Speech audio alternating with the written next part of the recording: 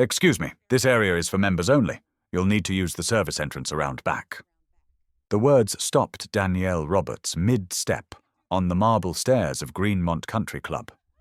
A security guard pointed toward a narrow alley beside the imposing stone building, his expression mixing authority with barely concealed disdain. "I'm sorry?" Danielle's voice remained level, professional. "Service entrance," he repeated, gesturing insistently. "Main entrance is members only."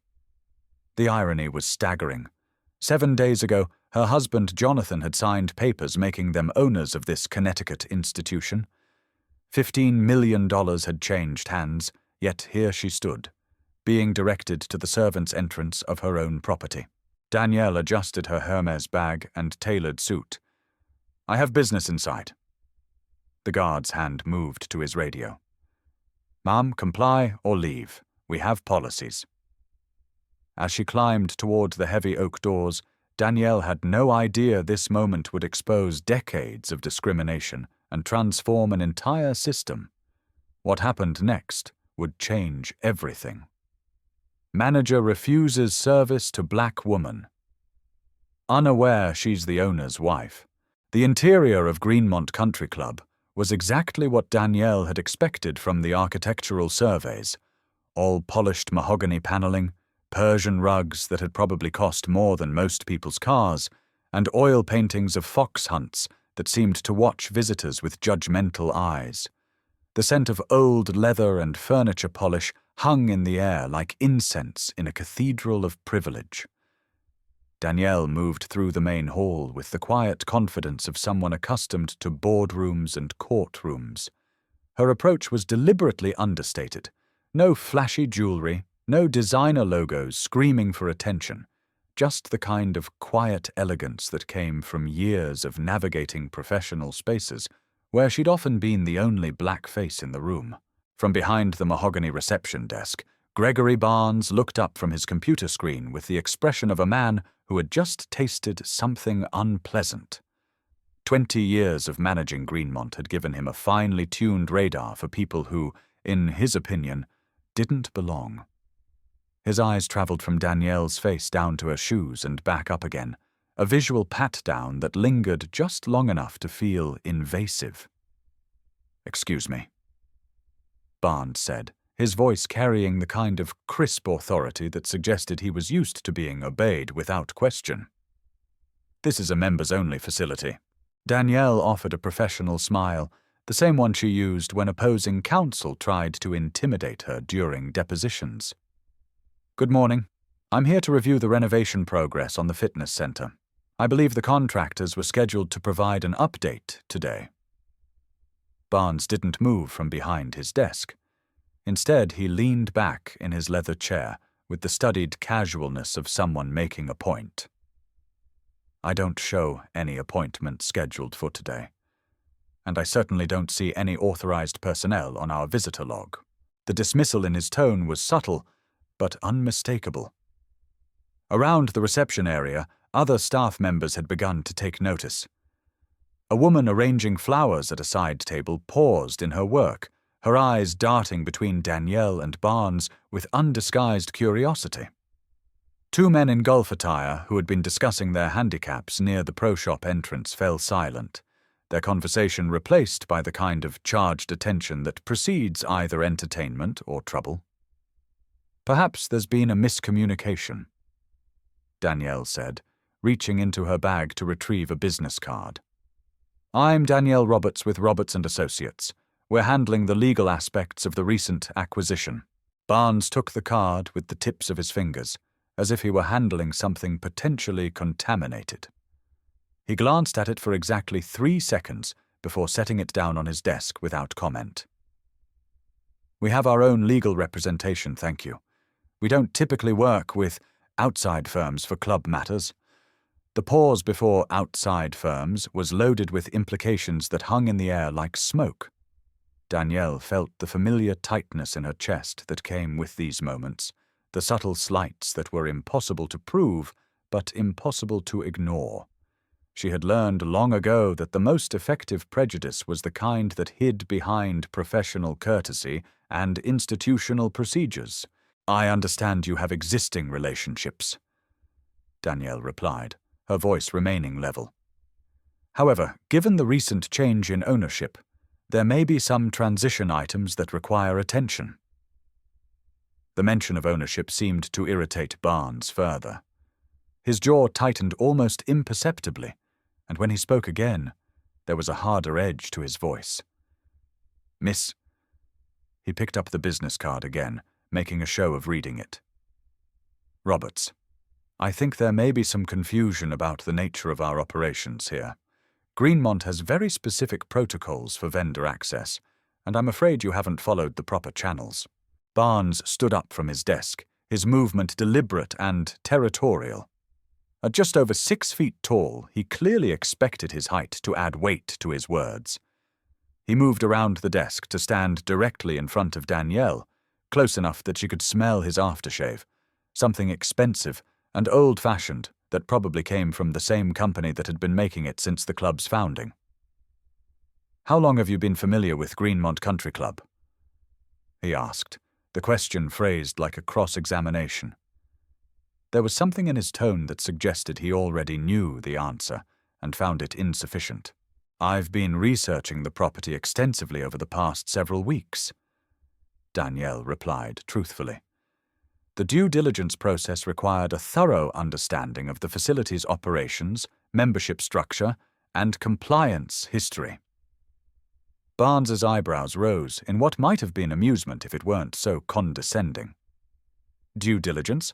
That's quite presumptuous language for someone who's never set foot in here before today."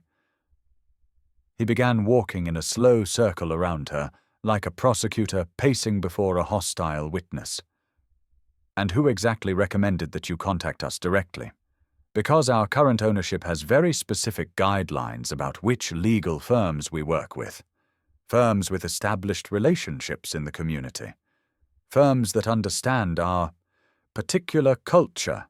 The word culture seemed to echo in the space between them, loaded with meanings that went far beyond legal procedures or business protocols. Around them, the morning activity of the club had taken on a different quality. Conversations had grown quieter, but the attention focused on their interaction had intensified. Several members had found reasons to linger in the reception area, their morning newspapers and coffee cups forgotten as they watched the exchange unfold. Danielle maintained her position in the center of Barnes's slow orbit, her posture straight and professional. "I believe there may be some communication gaps regarding the transition process. Perhaps we could discuss this in your office, where we can review the documentation more privately." "Documentation?" Barnes stopped his circling and faced her directly. "What exactly do you think you need to document here? This is a private club, Miss Roberts, not a public accommodation. We have the right to determine who we work with and how we conduct our business." An older woman in pearl earrings and a cashmere sweater set looked up from her newspaper with obvious interest. Her whispered comment to her companion was barely audible, but clearly critical. "I don't know what they expect these days. You'd think they'd understand that some places maintain certain standards." Barnes caught the exchange and seemed emboldened by the support. "Perhaps," he said, his voice carrying across the reception area, "you might be more comfortable working with organizations that are more aligned with your background and experience. I'm sure there are plenty of opportunities in settings that would be a better fit." The suggestion hung in the air like a challenge. Danielle felt her phone buzz against her hip. Probably Jonathan wondering about her progress with the contractor meetings. For a moment, she considered revealing everything right here, ending this performance with the simple truth of who she was and what she owned. But something held her back. This wasn't just about her anymore. This was about every other person who had walked into spaces like this and been made to feel like an intruder in places they had every right to be. "I appreciate your concern for my comfort," Danielle said, her voice carrying a new note of steel beneath the professional courtesy.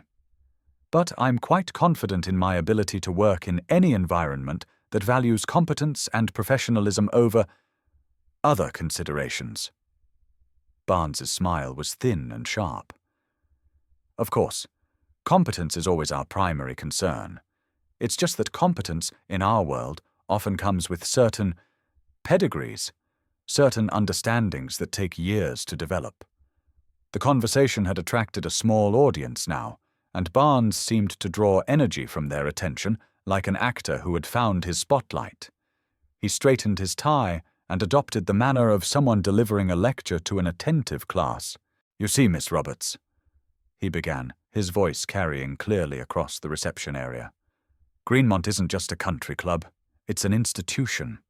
We've been serving Connecticut's finest families since 1923, and that kind of legacy creates certain expectations." He gestured broadly at the oil paintings and antique furnishings surrounding them. "These walls have witnessed handshake deals that shaped entire industries. Senators, governors, Fortune 500 CEOs, they all understand that some places are preserved for people who share common values, common backgrounds, common understandings of how things should be done." Danielle stood perfectly still, her expression neutral, but her mind was recording every word, every gesture, every face in the growing crowd. Her smartwatch, discreet against her wrist, had been recording for the past several minutes. The data would be useful later. "I'm not sure what you're trying to say," she replied evenly.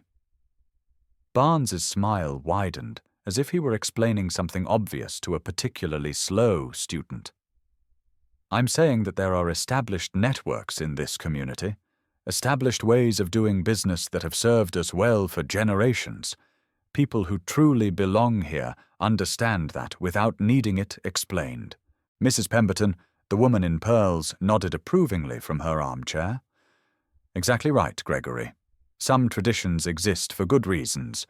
Not everyone can appreciate the responsibilities that come with maintaining certain standards." Another member, a man in his 70s wearing a club blazer adorned with various pins and patches, added his voice to the chorus. "It's not about being unwelcoming. It's about preserving something special, something that takes generations to build and only moments to destroy." Barnes nodded gratefully at this support, before turning back to Danielle.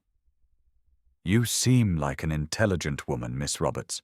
Surely you understand that there are places where you would be more comfortable, more welcome, places where your particular perspective and experience would be genuinely valued." The words were carefully chosen, each one defensible in isolation, but together they formed a message that was crystal clear. Danielle felt the familiar burn in her chest. Not anger, but something deeper and more focused. This wasn't just about her. This was about a system that had been operating in shadows for decades, using code words and polite suggestions to maintain barriers that should have fallen long ago. She reached into her bag and activated the voice recording app on her phone, a backup to the smartwatch. Then she looked Barnes directly in the eye. "Let me make sure I understand your position correctly. You're suggesting that my qualifications as an attorney, my professional references, and my expertise in property law are less relevant than my particular perspective and experience." Barnes's expression didn't change, but there was something sharper in his eyes now. "I'm suggesting that successful business relationships are built on mutual understanding and shared values. Sometimes the best way to serve everyone's interests is to acknowledge when there might not be a natural fit." "And how exactly do you determine whether there's a natural fit?" Danielle asked. The question hung in the air for a moment before Barnes answered. "Experience, Miss Roberts. 99 years of experience serving a very specific clientele. We've learned to recognize the qualities that make for successful partnerships in our particular environment." Danielle nodded slowly, her expression thoughtful. She pulled out her phone and sent a quick text to her legal assistant. "Need comprehensive report on Greenmont CC, hiring practices, membership demographics, and any complaints filed with state or federal agencies. 5-year look-back, priority. Then she looked back at Barnes, her voice carrying a new quality that made several people in the reception area lean forward to listen more carefully. Mr. Barnes, you've been very helpful in clarifying your selection process. I think it's important that everyone understands exactly how these determinations are made, because it seems to me that your criteria might be more specific than you're willing to state directly. She paused, letting the implication settle over the room like morning frost. But I suppose we'll see. After all, transparency has a way of revealing things that weren't apparent at first glance. Barnes's confident smile faltered slightly. I'm not sure what you're implying, but I can assure you that Greenmont operates within all applicable laws and regulations. I'm sure you believe that, Danielle replied, her tone suggesting that belief and reality might not be the same thing. The question is whether your definition of applicable is as comprehensive as it needs to be. The tension in the reception area had reached a critical mass, drawing staff members from other parts of the club like metal filings to a magnet. Barnes seemed to recognize that he had crossed into territory that required reinforcements, and he gestured to 2 security guards who had been hovering near the pro shop entrance. Miss Roberts, he said, his voice now carrying the unmistakable tone of authority. I think it's time we concluded this conversation. You've made your position clear, and I've explained ours. There's really nothing more to discuss. But Danielle wasn't ready to leave. Not yet. Actually, Mr. Barnes, I think there's quite a bit more to discuss. For instance, I'd be interested in reviewing your membership application process, your hiring criteria, your guest policies, these institutional practices you mentioned. I'd like to understand them better. The request landed like a stone thrown into still water, sending ripples of unease through the assembled crowd. Barnes's face flushed slightly, and his voice took on a harder edge. Our internal policies are confidential club business. They're not subject to review by outside parties who have no legitimate interest in our operations. No legitimate interest? Danielle's eyebrows rose slightly. That's an interesting determination. How exactly do you decide who has legitimate interest in understanding how you operate? Mrs. Pemberton rose from her chair, her pearls clicking together as she moved closer to the confrontation. Young lady, I've been a member of this club for 37 years, and I've never seen such presumptuous behavior. Mr. Barnes has been nothing but professional with you, and you're treating him like he's on trial. Other voices joined the chorus. She has no business demanding to see private documents, said the man in the club blazer. This is exactly the kind of attitude that ruins the atmosphere of a place like this. Barnes nodded gratefully at this support, before addressing Danielle again. I think you've gotten your answer, Miss Roberts. This community values discretion, respect for privacy, and understanding of appropriate boundaries. Perhaps those aren't qualities that align with your approach to business relationships. The crowd around them had grown to nearly a dozen people now, and their energy was becoming increasingly hostile. Danielle could feel the weight of their collective disapproval, but she also recognized something else. Fear. There was something about her questions that had struck a nerve, something about her refusal to back down that was making them uncomfortable. She pulled out her phone again and began typing a new message, this time to her husband. At Greenmont, situation developing. May need backup. She paused, then added, recording everything. This is bigger than we thought. Barnes noticed her texting and seemed to interpret it as a sign of weakness. Calling for help already? I suppose when you're not used to handling professional situations independently, it becomes necessary to rely on others. The insult was delivered with surgical precision, designed to cut while maintaining plausible deniability. Around them, several people chuckled at what they perceived as Barnes's wit. But Danielle didn't respond with anger or defensiveness. Instead, she smiled, a small, knowing expression that somehow managed to be more unsettling than any heated response would have been. "Mr. Barnes," she said quietly, "I think you may have misunderstood something fundamental about this situation. I'm not calling for help because I need assistance handling you. I'm calling for help because you're going to need assistance handling what comes next." Barnes's confident expression flickered for just a moment before reasserting itself. "Is that some kind of threat? Because if you're suggesting that you plan to cause trouble for this club or its members, I should remind you that we have excellent legal representation and a long history of protecting our interests." "Not a threat," Danielle replied calmly. "A prediction, based on experience with situations where institutional discrimination tries to hide behind tradition and private property rights." The words institutional discrimination seemed to electrify the room. Several members began talking at once, their voices rising in indignation. Mrs. Pemberton's voice cut through the noise. "How dare you? This is a respectable establishment with impeccable standards. We don't discriminate against anyone." "Then you won't mind demonstrating that," Danielle said, "starting with a review of your membership demographics over the past decade, your hiring patterns, your guest policies and how they're enforced." Barnes stepped closer to her, his voice dropping to a more menacing tone. "Miss Roberts, I'm going to give you one opportunity to leave here with your dignity intact. Continue down this path, and I can promise you that you'll regret it. This community has ways of dealing with troublemakers, and once you're marked as someone who doesn't understand the rules, those consequences tend to follow you wherever you go." The threat was unmistakable now, delivered with the confidence of someone who had used similar tactics before.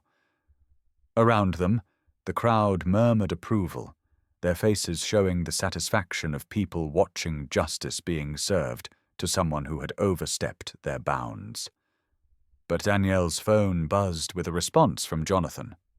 "On my way with legal team. Hold your ground." She looked up at Barnes with an expression that was perfectly calm, but somehow made several people in the crowd take an unconscious step backward. "Mr. Barnes, I think you're about to learn something important about the rules, and about consequences, and about what happens when people who think they're untouchable discover that the world has changed while they weren't paying attention." The sound of car doors slamming in the parking lot cut through the tension in the reception area like a knife through silk. Through the tall windows, Danielle could see her husband, Jonathan, striding toward the entrance, his long coat billowing behind him like a flag of war. Behind him came David Chen, their corporate attorney, and Maria Santos from their legal team, all carrying briefcases and wearing the kind of expressions that made smart people very nervous. Barnes glanced toward the entrance and seemed to assume that Danielle's backup was arriving. Probably some small-time lawyer or activist group coming to make noise. He straightened his shoulders and prepared to deal with what he clearly viewed as an escalation of the same problem. "It looks like your friends have arrived," he said with smug satisfaction. "I hope they're prepared for disappointment. We've dealt with these kinds of pressure tactics before." The front doors opened with authority, and Jonathan Wellington Roberts III entered the reception area like a force of nature. At 6'2" with silver hair and wearing a suit that cost more than most people's monthly salary, he commanded attention the moment he crossed the threshold. Behind him, the legal team spread out with the practiced efficiency of people who knew how to control a room.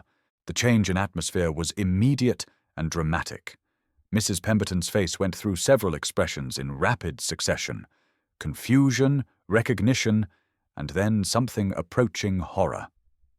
The man in the club blazer actually took a step backward, his mouth opening and closing without sound. But Barnes, still facing Danielle, didn't immediately notice the shift in the room's energy. "I don't know what kind of show you think you're putting on," he continued, "but bringing in more people isn't going to change our position. This is still our club, and we still have the right to choose who we work with." Excuse me. Jonathan's voice cut across the reception area with the kind of authority that made everyone freeze mid-sentence. Is there a problem with my wife? Barnes turned around slowly, and Danielle watched with clinical interest as the color drained from his face like water from a broken glass. His eyes went wide, then wider, as he looked from Jonathan to the legal team and back again. Mr. Roberts? Barnes's voice cracked slightly on the name. We weren't expecting you. Jonathan moved to stand beside Danielle, his hand finding hers in a gesture that was both supportive and possessive. That's Dr. Roberts, actually. And apparently my wife was trying to conduct some business here when she encountered some resistance.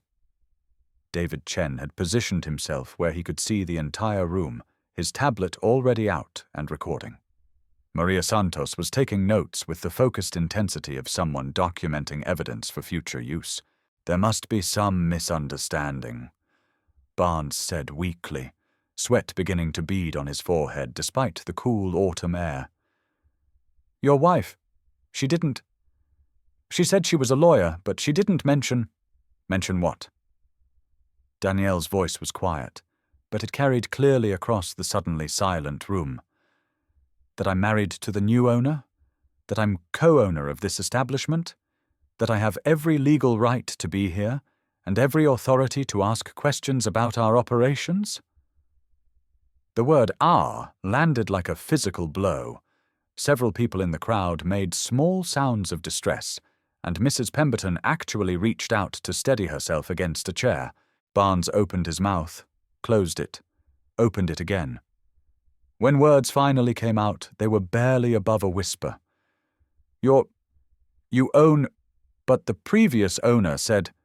The previous owner said what, exactly? Jonathan's voice had taken on the dangerous quiet of a man who was very close to losing his temper in a very public way. Did he perhaps mention that you should treat the new ownership with respect? That you should follow proper protocols when conducting business? David Chen looked up from his tablet. Mr. Barnes, I'm David Chen, corporate counsel for the Roberts family. I've been recording this conversation since we arrived, and I'd like to inform you that everything that happened here today has been documented. My client's wife was recording as well, so we have a complete record of your interactions. The implications hit the room like a wave. Several members began backing toward the exits, suddenly finding urgent reasons to be elsewhere.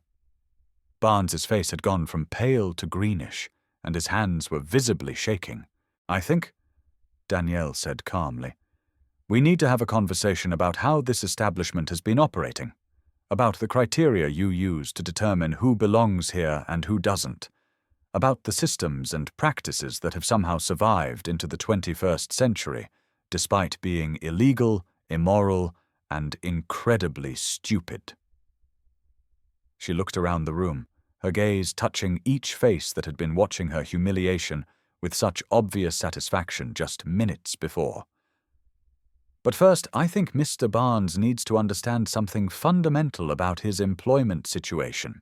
Jonathan nodded to Maria Santos, who stepped forward with a folder.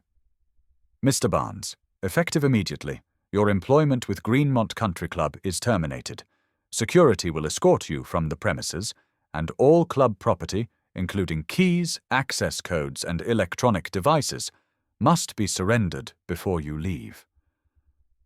Barnes's knees actually buckled slightly. You can't. I've been here 20 years. I have contracts. You can't just... Actually, Danielle said, her voice carrying the cool precision of someone who had spent years dismantling arguments in courtrooms. We can. Employment at will doctrine, combined with your violations of federal anti-discrimination laws, gives us more than sufficient cause. The only question now is whether you leave quietly or whether we call the police to escort you out. The crowd that had been so supportive just minutes before had completely evaporated. Mrs. Pemberton and the other members had fled like smoke, leaving Barnes alone to face the consequences of his actions. David Chen looked up from his tablet again. I should also mention that we'll be conducting a comprehensive review of the club's operations, membership practices, and compliance with federal and state anti-discrimination laws. Anyone who has concerns about how they've been treated or how they've seen others treated should contact our office immediately. The emergency board meeting was held in the club's main conference room, the same space where wealthy men had been making decisions about other people's lives for nearly a century. But today, the mahogany table and leather chairs hosted a different kind of conversation entirely. Danielle sat at the head of the table, laptop open, presenting her findings with the clinical precision of a prosecutor laying out a case.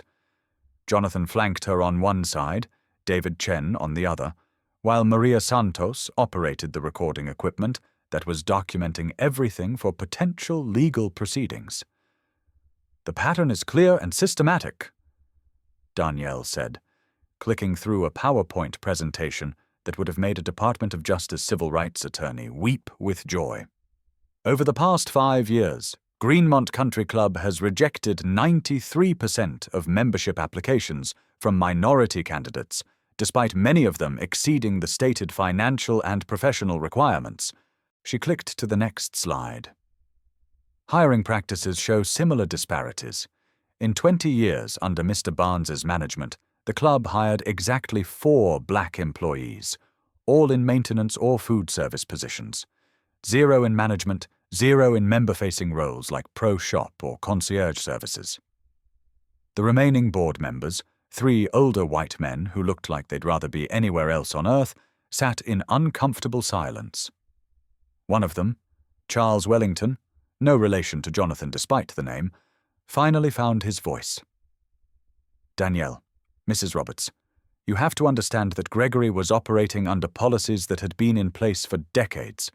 We never explicitly told him to what?" Danielle's voice cut through his excuse like a blade. "To maintain racial barriers, to ensure that people like me never felt welcome, to use culture and fit as code words for keeping the club white." She clicked to another slide, this one showing transcripts of recorded conversations. Because according to the recordings we have, Mr. Barnes was quite explicit about his criteria. Would you like to hear some of the highlights? The board members exchanged panicked glances. Charles Wellington held up a hand. "That won't be necessary. The question is, what do you want us to do about it?" Jonathan leaned forward, his voice carrying the weight of someone who had been making power moves since before these men learned to tie their shoes. "What we want is very simple: complete transparency, full compliance with federal anti-discrimination laws, and a public acknowledgement of what happened here." David Chen slid a document across the table. "This is a consent decree that outlines the steps Greenmont will take to remediate its discriminatory practices: mandatory bias training for all staff, an external audit of all hiring and membership decisions, a scholarship program to ensure club facilities are accessible to underserved communities, and a public apology that acknowledges the systemic nature of the discrimination." The third board member, a man named Richard Pemberton, who was presumably related to the pearl-wearing Mrs. Pemberton, looked up from the document with obvious distress. "A public apology? Do you understand what that would do to the club's reputation?" Danielle smiled, and it was not a warm expression. "Mr. Pemberton, do you understand what fighting this in court would do to your personal reputation? Because I've had 3 civil rights organizations contact my office already this afternoon. The NAACP is prepared to make this a national case study. The Department of Justice has expressed interest in investigating Greenmont as part of a broader pattern of discrimination in Connecticut's private club industry." She paused to let that sink in. "The consent decree is your opportunity to handle this quietly and professionally. The alternative is having your practices examined under a microscope in federal court, with full media coverage and discovery that would expose every email, every conversation, and every decision made over the past decade." Charles Wellington's hands were shaking as he reached for his pen. "And what happens to Gregory?" Maria Santos spoke for the first time. "Mr. Barnes is facing potential federal civil rights violation charges. The FBI is reviewing the evidence we've provided, and the State Attorney General's office is considering prosecution under Connecticut's anti-discrimination statutes. His employment termination is the least of his concerns. The implications were staggering. Barnes wouldn't just lose his job. He could face fines, prison time, and permanent unemployability in any position that involved public accommodation or civil rights compliance. But Danielle wasn't finished. There's one more thing. Mrs. Pemberton and the other members who participated in today's incident will have their memberships suspended pending a full investigation. We'll be reviewing security footage, interviewing witnesses, and determining the extent to which this kind of behavior has been tolerated or encouraged. Richard Pemberton's face went white. You can't suspend my mother. She's been a member here for 37 years. Your mother participated in the public humiliation of a black woman based solely on her race. Danielle replied, calmly. She's lucky we're not pursuing individual civil rights claims against her personally. The board members signed the consent decree in silence, each signature representing the end of an era. As they filed out of the conference room, Charles Wellington paused at the door.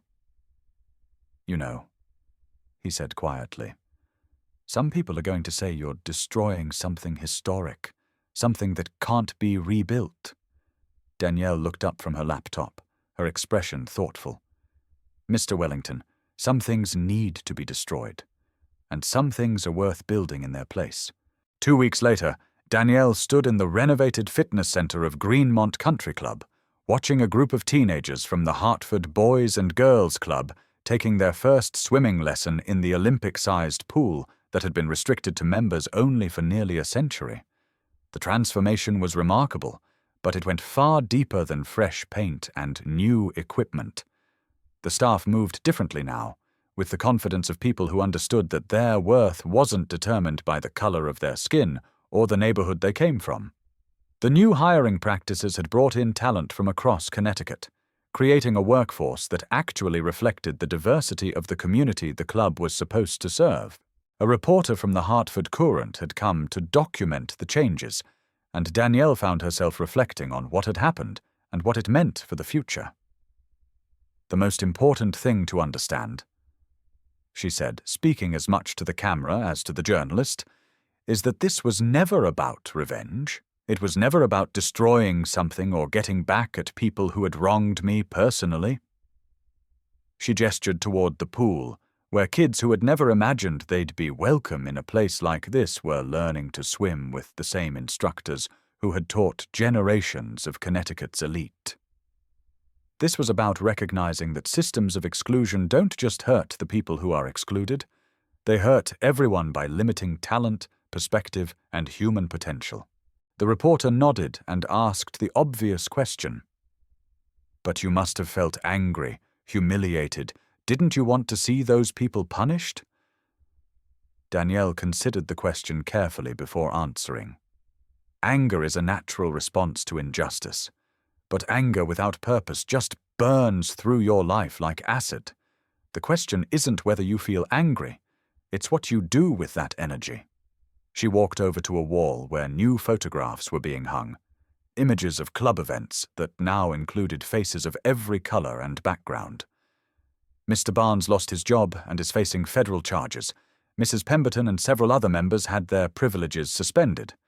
But the real victory isn't their punishment. It's what we built in place of what they tried to protect. Through the floor-to-ceiling windows, the Connecticut countryside rolled out in autumn splendor, the same landscape that had been witness to generations of exclusion and discrimination. But today, it looked different, more open, more welcoming, more aligned with the promise of what America was supposed to be. The scholarship program has provided access to quality education for 50 kids who couldn't afford it before. Danielle continued. The bias training has been adopted by 6 other private clubs in the state. The federal investigation led to policy changes that will affect hundreds of similar institutions across the country. She paused, watching a young girl execute a perfect dive that would have made any Olympic coach proud.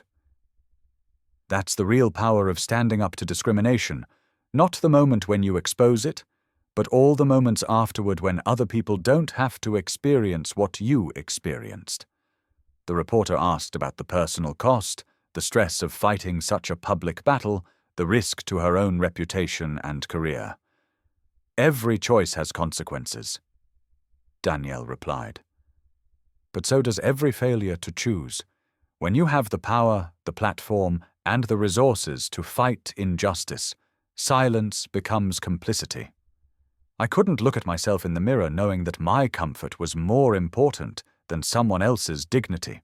As the interview concluded and the reporter packed up her equipment, Danielle found herself alone in the fitness center, surrounded by the sounds of young people discovering what was possible when barriers were removed instead of reinforced. She thought about all the viewers who would eventually see this story, the women who had experienced similar humiliations in different settings, the men who had been told they didn't belong, the children who had learned to expect less because society had taught them to demand less. Every day, she said, speaking directly to the camera for her final statement. You make choices about what kind of world you want to live in. You choose whether to speak up when you see injustice or to look the other way because it's easier. You choose whether to challenge systems that exclude people or to benefit from them silently. Her voice carried the quiet authority of someone who had tested her principles under fire and found them strong enough to bear the weight. When you have privilege, and everyone has some form of privilege, you can use it as a shield to protect yourself, or you can use it as a tool to protect others. She gestured towards the pool, where a young boy was attempting his first lap with determination that would have impressed any Olympic athlete. That child doesn't need your pity or your charity. He needs your commitment to ensuring that talent and effort matter more than zip code and skin color. The camera caught her expression as she delivered her final words, and viewers would later say they could feel the challenge through the screen. The next time you see discrimination, in your workplace, in your community, in the institutions you support, remember that you have a choice. You can be the person who says, "That's not my problem," or you can be the person who says, "That stops here." She paused, her smile carrying equal parts warmth and steel. Because the truth is, someone is always watching. Someone is always recording. And justice, like water, has a way of finding the cracks in any system built on foundations of inequality. Her voice dropped to a whisper that somehow seemed to fill the entire space. Don't just stand by, stand up. Because in the end, character isn't revealed by what you do when everyone is watching. It's revealed by what you do when you think nobody will ever know. The final image showed Danielle walking back towards the pool, where she knelt down to offer encouragement to a young swimmer. In the background, the autumn sun streamed through windows that no longer looked out on a world divided by artificial barriers, but on a community where potential was finally being allowed to flourish, regardless of the color of the hands that held it. Be the change you want to see. Her voice echoed as the camera pulled back to show the full scope of the transformation. Because the world is watching, and your actions today shape tomorrow's reality.